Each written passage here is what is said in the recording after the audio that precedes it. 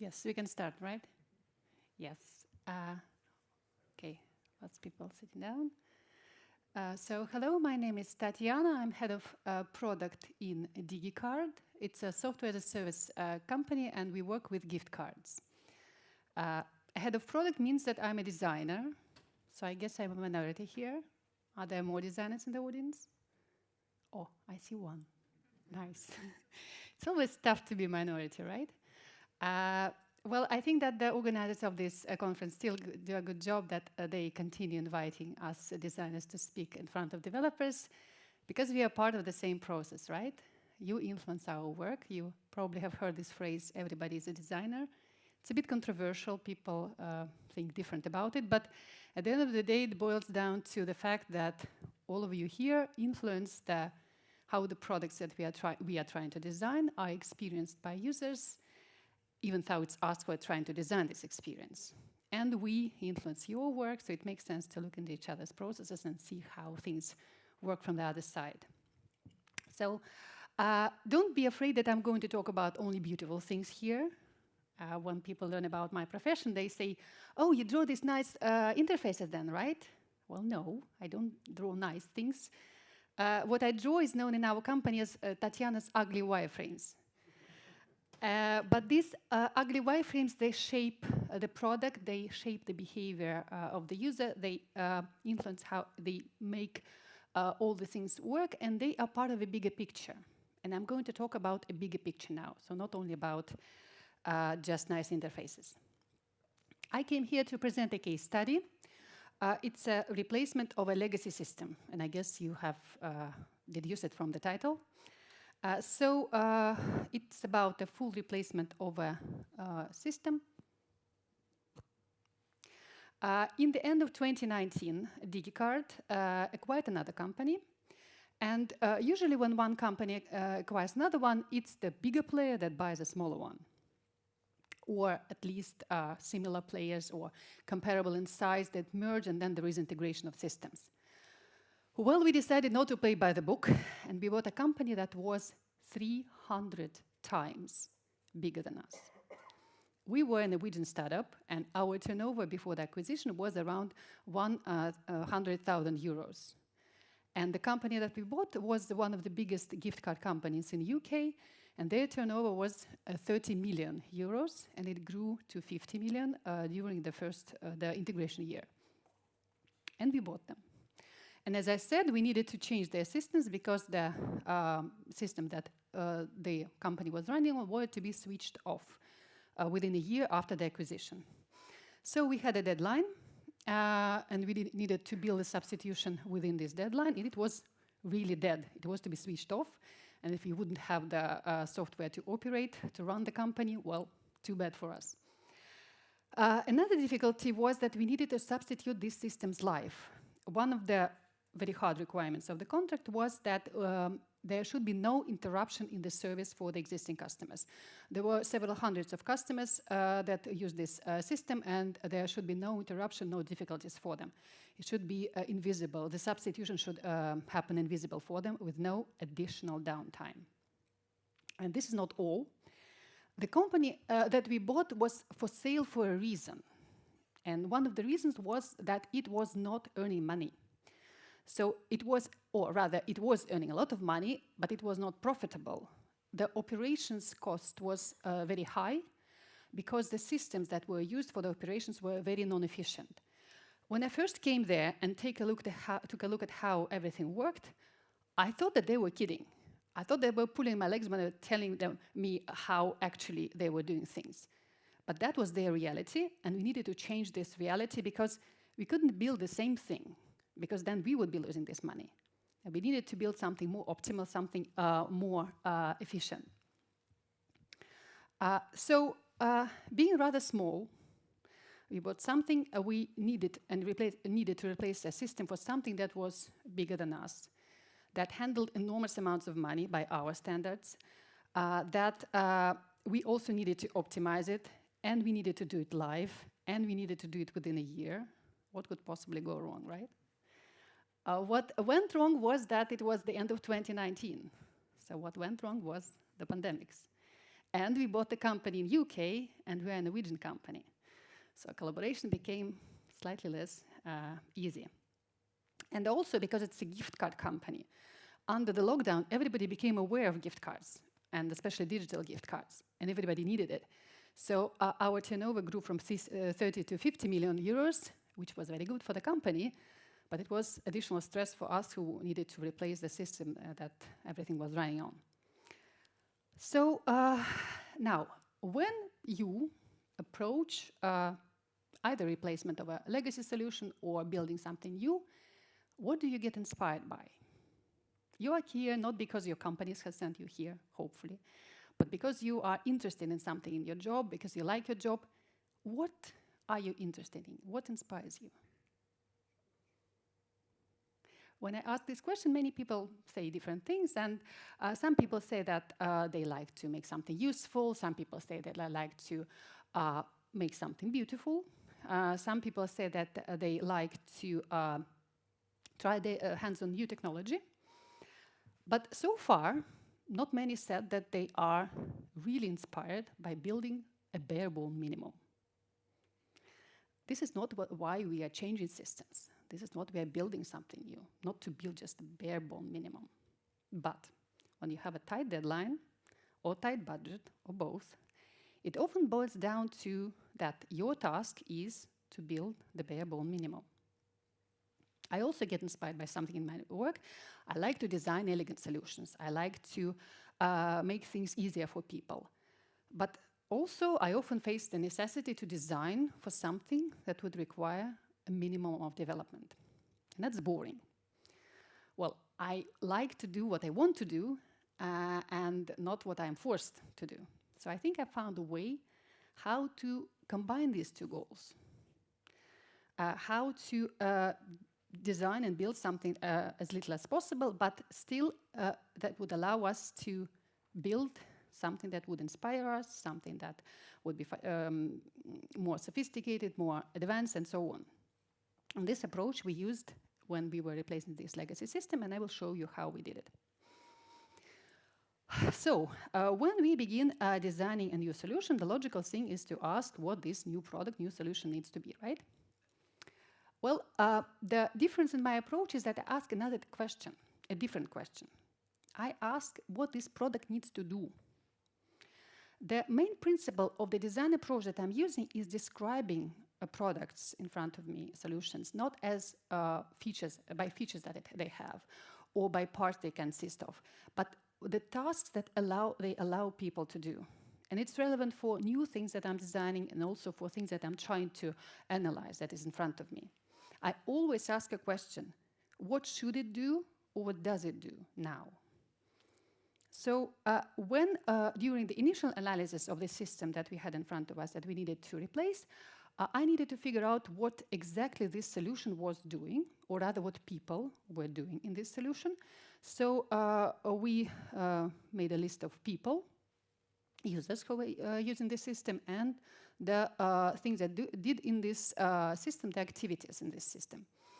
And now the important thing, in the beginning, in the first iteration, we described all of it on a very high level. We did not create a full set of, maybe you have heard this term, personas, with the detailed description of what they are, how they're relevant for the product, and the description of what exactly they do in the system. The list was very high level. The details were increasing gradually during our design process, but initially we just defined very high-level groups of users. We had customers who were buying the gift cards, and we had operations or admins who were handling the orders and operating the system. So only two big groups of users. And we had a to-do list for all these people, operations, receive orders, ship orders, manage customers, and so on. Customers place orders, see order history, receive orders, and so on. So the system was described as a to-do list for these groups of users that we had. A list of activities that showed what was going on in the system. And we needed to build a system that would allow people to do the same things. We needed to rebuild software for all the activities in this list. Now, how to approach rebuilding software for these activities? There were two principally different approaches that we could take. One of them was to build the full new solution and then migrate the customers. We could not really go this way, or we chose not to do so. First, as I said, there was a lot of money that were involved in operations of this company. So if something went wrong during the migration, then the financial losses would be quite high. And also reputational damages would be considerable, so we couldn't do this. We couldn't risk that. But on the other side, there was a requirement not to interrupt the service. And this one-time migration would require considerably higher downtime that we had in our SLAs. So again, this prevented us from going this way. So the decision was to shift the customers over to the new system gradually, to build pieces of new software and incrementally and start using them right after they are built, switching customers, replacing the corresponding pieces in the old solution to, well, change wings on the fly. Okay, do it gradually, but what to build first? What to replace first? Now, let's look at another example. At another system with lots of activities, let's look at a train service. Let's say Eurostar train. And there is a train. I'm always looking back because usually the screen is behind me and I'm pointing to the screen. There's a train that takes people from Paris to London. And then there are ticket services that allow you to buy a ticket. There is security that guarantees that everything is safe.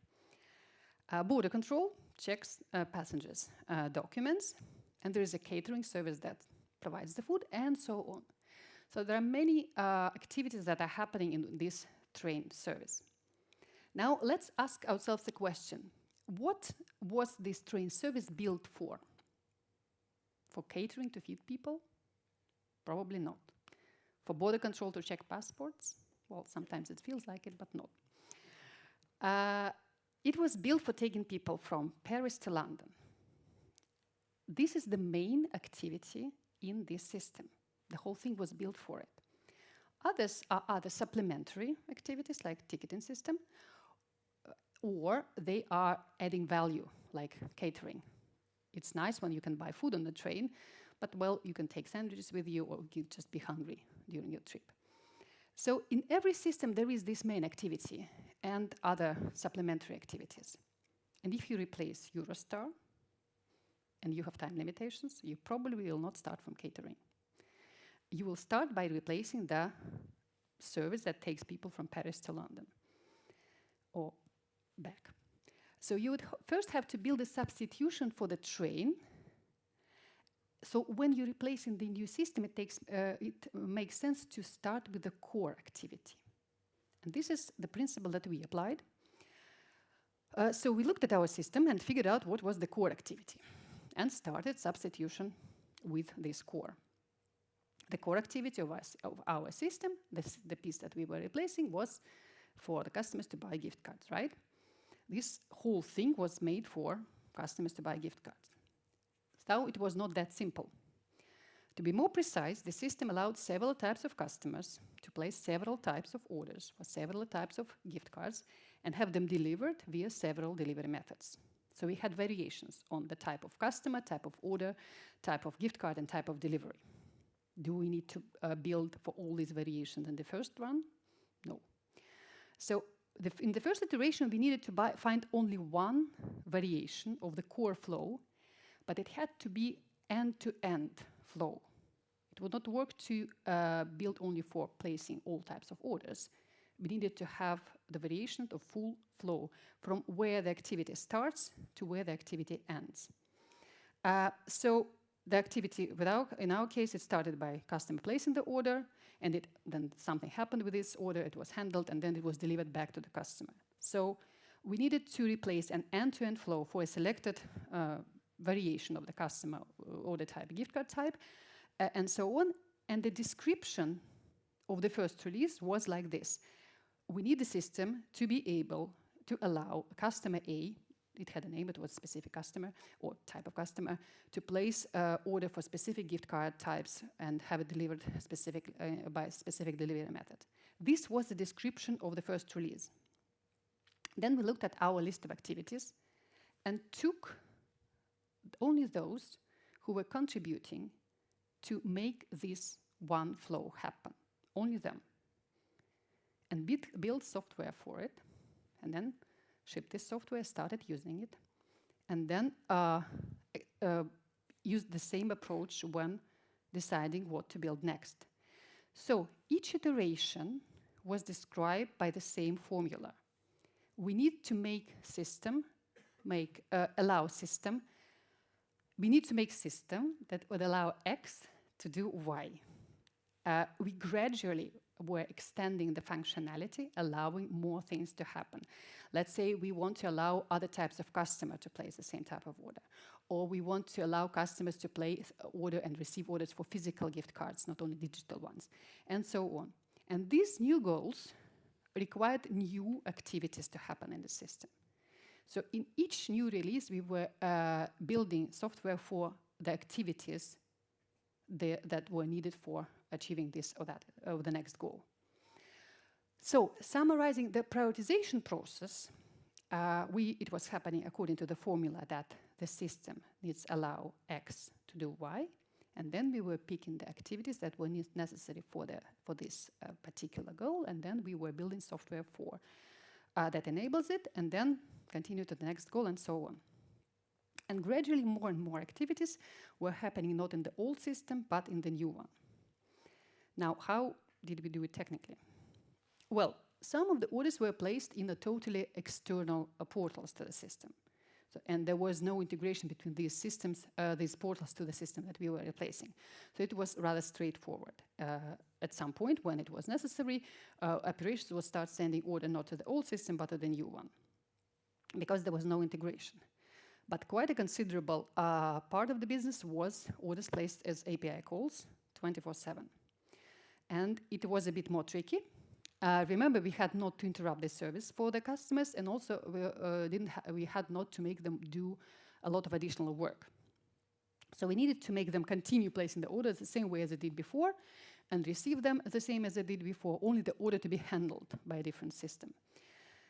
So what we did, we built a gateway that would receive the API calls from the customer the old way, and then based on the parameter of the call, it was forwarded either to the old system or to the new one, based on the customer, order type, gift card type, etc.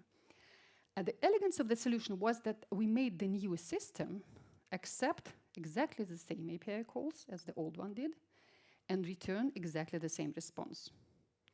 So the order was handled in a different way.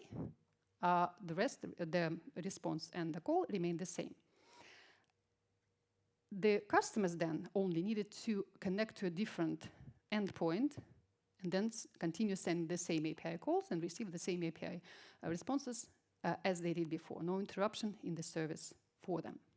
This way we could continue receiving orders from them, and while we were gradually switching handling of orders to the new system from the old one, when the corresponding pieces of functionality were ready. Now let's look at how exactly we replaced these pieces of functionality. Let's say, yes, we have selected the goals for the next release, and it's formulated that as the system needs to allow X to do Y. Let's say we want to allow customers to place order for physical gift cards, not only digital ones, but for physical gift cards. Then I look at activities that are needed for this to happen, and what needs to happen for customers to place physical orders. They need to be able to put the order in, and operations need to be able to handle this order, to ship this order out. So we had these two pieces of functionality that we needed to build. All right, we need to build software that allows operations to ship physical orders. Now, this high-level description was quite satisfactory when we were doing prioritization work. Operations need to be able to ship orders. Quite a big enough or small enough piece for prioritization. But when we need to understand what we need to build for it, this description obviously is not enough. It's not clear enough, it's not detailed enough. We need to go deeper and understand what is actually going on here. And again, asking a question, what is exactly is being done? Now, when you come to people and ask what you're doing, on very high level, they are able to say, I'm shipping orders, I'm managing customers, and so on. But when they try to go deeper, what I experienced that they jump into showing very tiny explicit steps. So when I was asking how they ship these physical orders, they explained something like this. I open this portal, then I click this menu item, then I tick checkboxes here, then I press this button there, then I go to the printer, then I collect the paperwork, and so on. So they were showing very explicit steps, very explicit actions. So the only thing that I could do, I could document these actions to understand what's happening. And I put them on the timeline to understand what was happening in which order. And I needed to do it for all processes that were happening within this activity. So there were several processes there because I needed, when I would have to design a new solution, I would have to make all these processes possible. So I need to know what is happening now. I need to document all of them because I have to build new software, design new software for all of them. And I can document at this stage only as explicit steps because people were showing only explicit steps. This is what they normally do. Now, how much do these explicit steps help me to understand what's going on?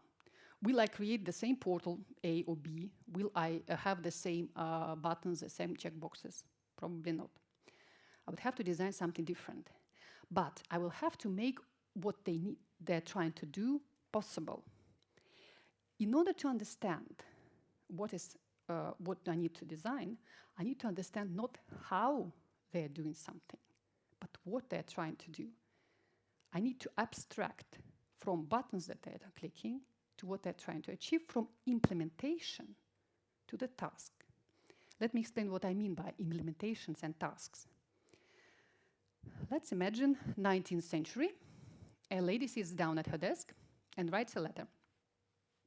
Takes a sheet of paper and a quill and an ink jar and writes, Dear so-and-so, I am planning a small birthday reception next Saturday at 6, and I will be honored if you come. Then she folds the letter, calls the servant, gives the letter to the servant. Servant writes to the other part of the city, and then returns back and gives the reply to his master. And lady reads, Dear so-and-so, I will be happy to come. And she understands that this friend is coming to her reception. Now, fast forward some years, it's 21st century. Great, and few more greats, granddaughter of this lady picks up her smartphone, opens a messenger, creates a group chat, adds some friends to it, and then types, hey guys, let's meet at 6 on Saturday, I'm having a birthday party. Taps post, friends get notification on their phone, read it, double taps it, and then our lady gets a notification that this friend double tapped, and she understands that this friend is coming. Now, two very different flows of events. At the first glance, there are two really different processes. Two ladies are doing different things. They're using different technologies. It takes different amount of time. Everything is different, right?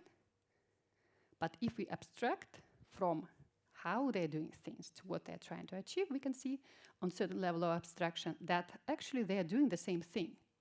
So first they communicate to their friends that they're having a birthday party, and then they are receiving feedback about who is coming. So sitting down at a desk and writing a letter or creating a group chat are implementations, and communicating to a friend that I'm having a birthday party and receiving feedback are tasks.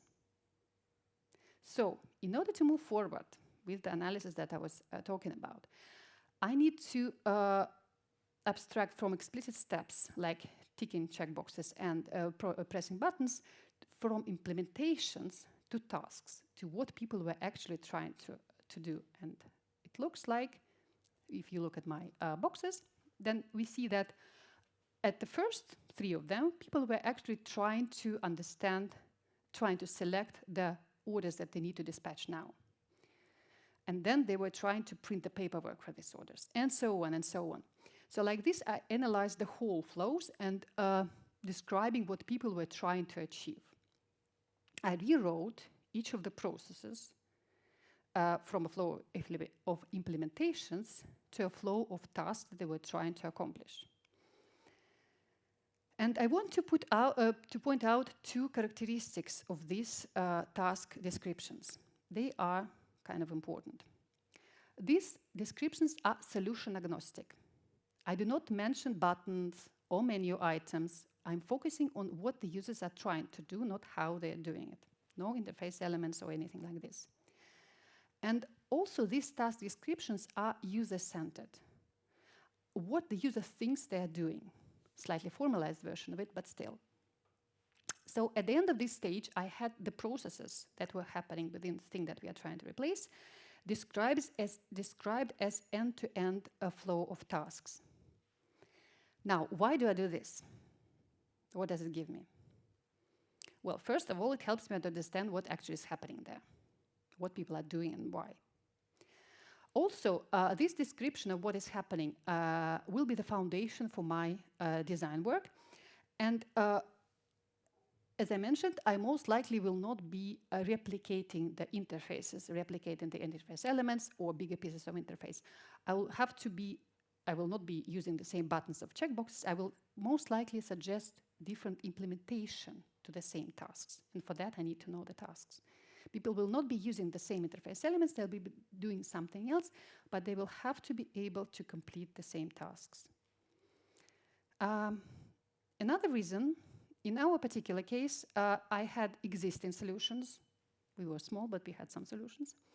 I had existing solutions that we planned to use, and in some projects you could have third-party software that you want to integrate, and these existing software or third-party software will not have the same interface elements, the same flows as the old one.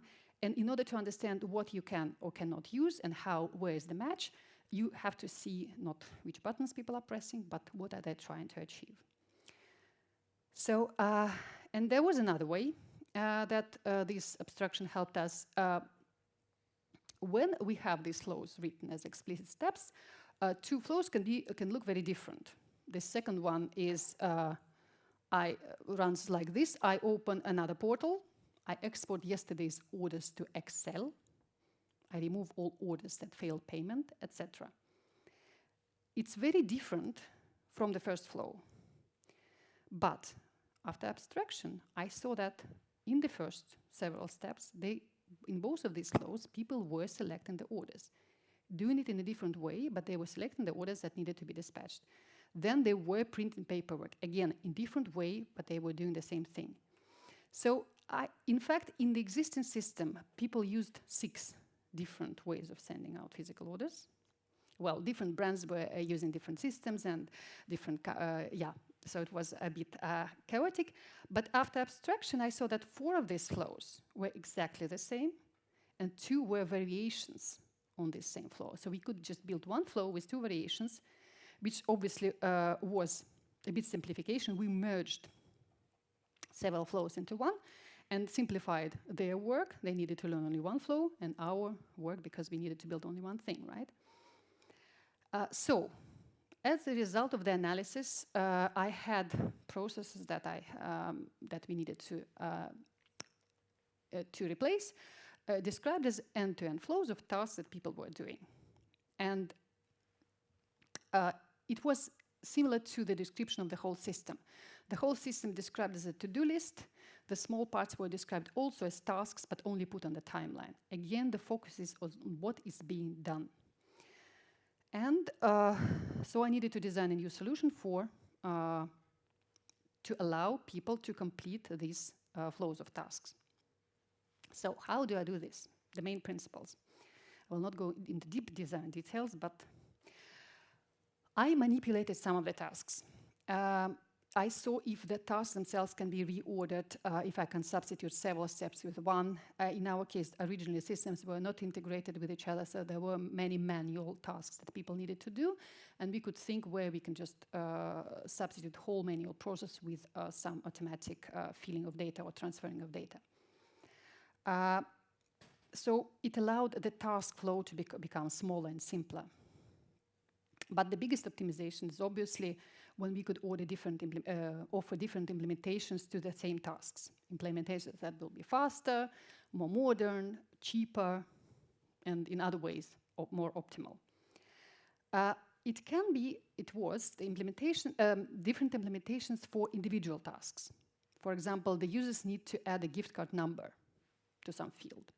They can type or they can scan. Scanning will be slightly quicker. We can offer this simplification for the user. In our birthday party example, they could, the ladies were using quill and ink jar. We could suggest a ball pen for them. It would be slightly easier, right? Another alternative, another level, we could abstract slightly higher and see if we can substitute several steps with something totally different. Then calling a servant and sending them to the other part of the city can be substituted with post. It would be cheaper. Several steps will be replaced with one which is different. But we could also look at the whole flow and see, abstract even higher, and rethink the whole concept and suggest not an evolutionary change, but a revolutionary one.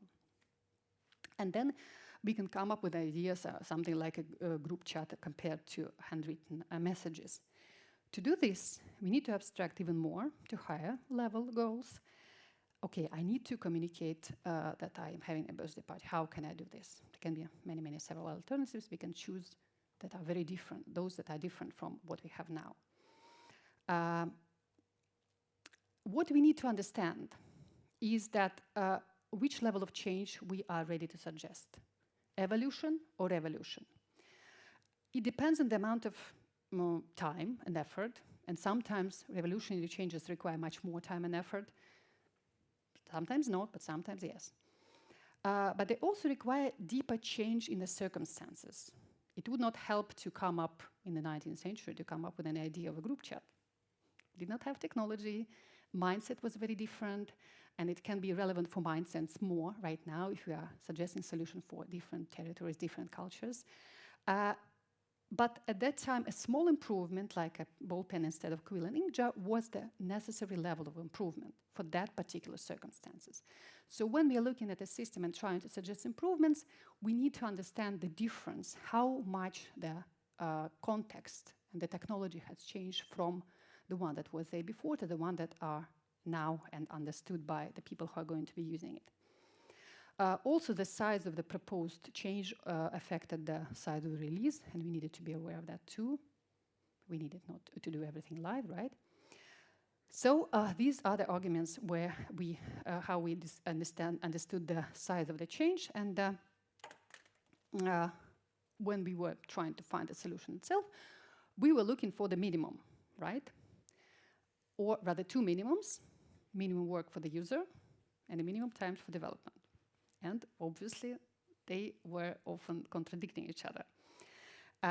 We may want something that is very elegant and very easy, but it would be faster to implement a more crude solution. For example, entering this gift card number.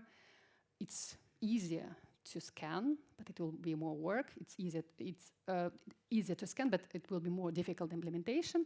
But it's easier to implement typing, a bit more difficult for the user. So we needed to find a compromise, but we needed to find a compromise that would not put us in the corner. The compromise that will allow us to go for better solution later. So at this stage, we were designing for growth.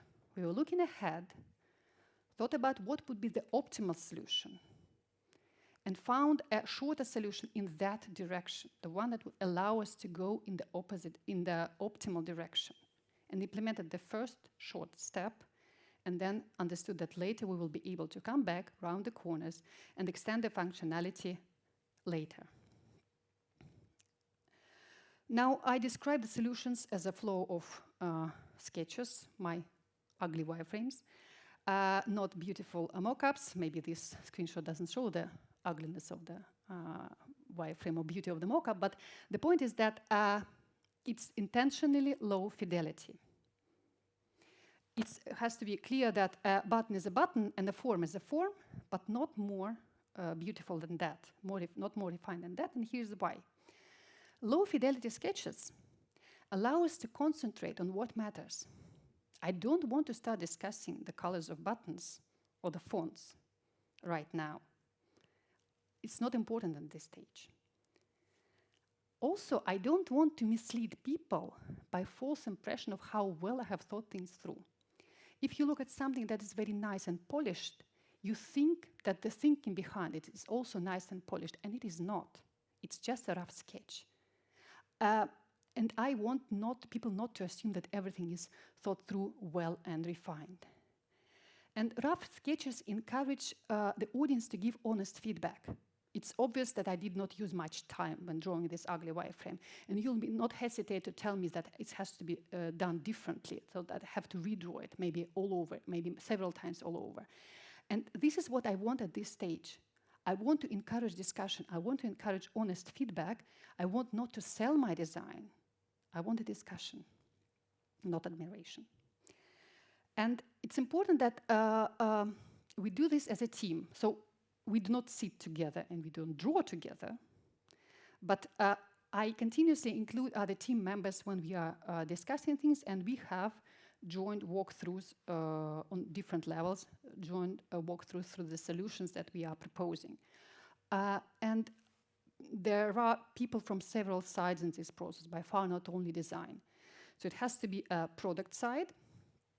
In some cases, in many cases, I represent the product side. If we're integrating with some other solution, that there has to be product people from other side who have authority to make product decisions. Then I need you guys.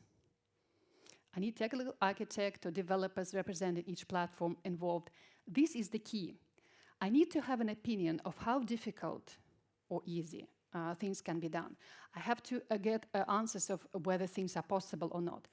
And I also have to understand how or if you can do it technically. You can have solutions that I'm not aware of. You often have solutions that I'm not aware of.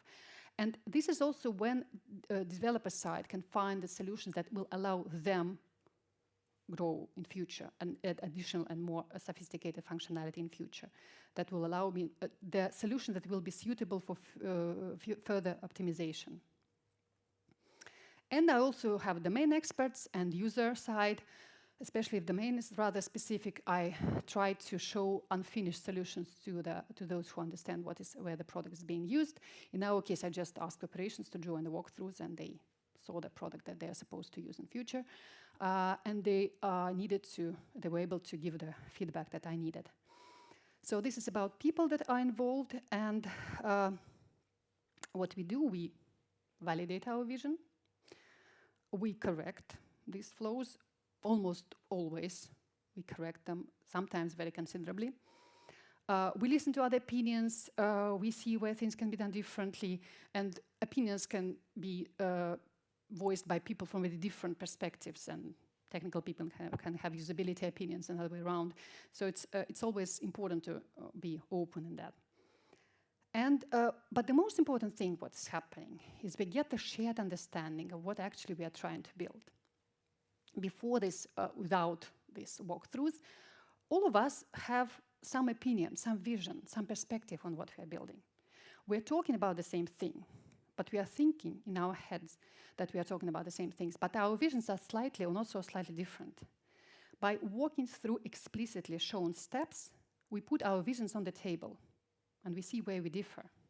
And then we can correct our visions, and then have a real shared understanding of it all. So collaboration and involving all sides rather early, sometimes very early, is important for my process and was very important for this replacement project. So, summarizing what I have talked about now, I want to go back to the goals that we had. in the beginning and see how the approach that we used helped us achieve them. So we needed to build a full replacement. We needed to build a complete solution without holes, and we did get a complete solution, and the description of what needed to be done as a flow or set of tasks helped us in it, because at any point we could check that everything that needs to be done by the user is done by the new solution. And this guaranteed the full replacement. Regardless of the fact that it looked different, that there are different screens, people are doing different things, we could always check against this list. And if people were able to do the same things, we knew that we have built a complete system. And we could check it on very high level, the whole, when we are looking at the system as a whole, and also on the very, very low level when we are looking at individual flows.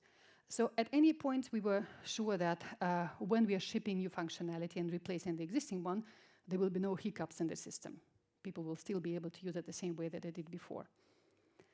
Having decided to start replacement with a core and gradually adding functionality and, well, changing winds on the fly, allowed us to have no additional downtime. Adding functionality little by little allows us also to reduce risk and satisfy the requirements of our contracts. And we were able to meet tight deadlines because we were able to ensure that the product is really minimal. We were able to find the shortest solutions. But also, we were able not to allow MVP to grow. It's a very common problem, at least for designers, that in every project there comes a person with great ideas about what they really want to have in the system.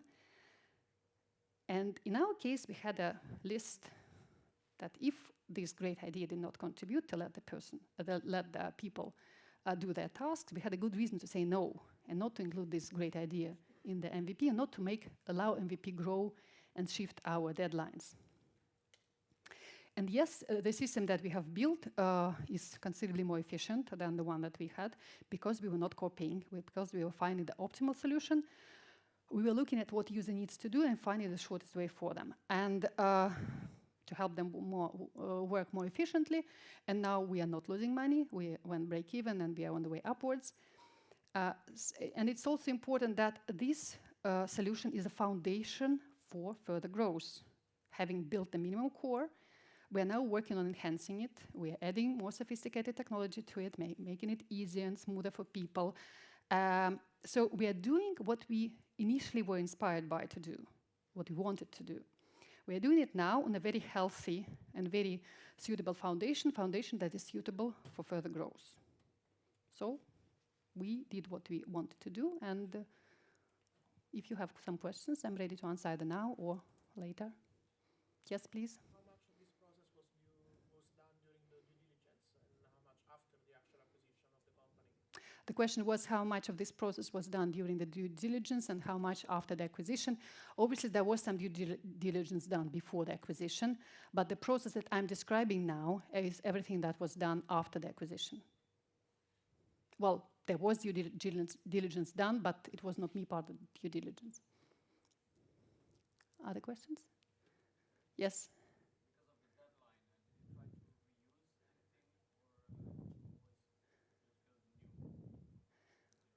The question was, because of the deadline, were we trying to reuse anything or were we building from zero? We were using things that we had in our system, in our existing solution. We had some systems already ourselves, and this is why we bought this other company, because we had a foundation for some parts of the job. This was not exactly our field, it was a sister field, this buying and selling gift cards. So we were reusing some of the things, and that's why I was talking about using some existing solutions in one of the pieces of my presentation. Yes, we were reusing some things. Yes? Did you work on the client's UIs or only on the operational UIs? The question was, did we work on clients' UIs or only on operations? This project was touching, so clients' UIs, we had them. Operations UIs, we had to redo. So yes, that's both, I would say.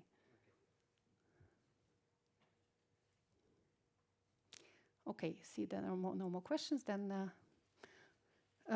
okay, then thank you very much. I think I have forgotten to switch the slide. Okay, thank you.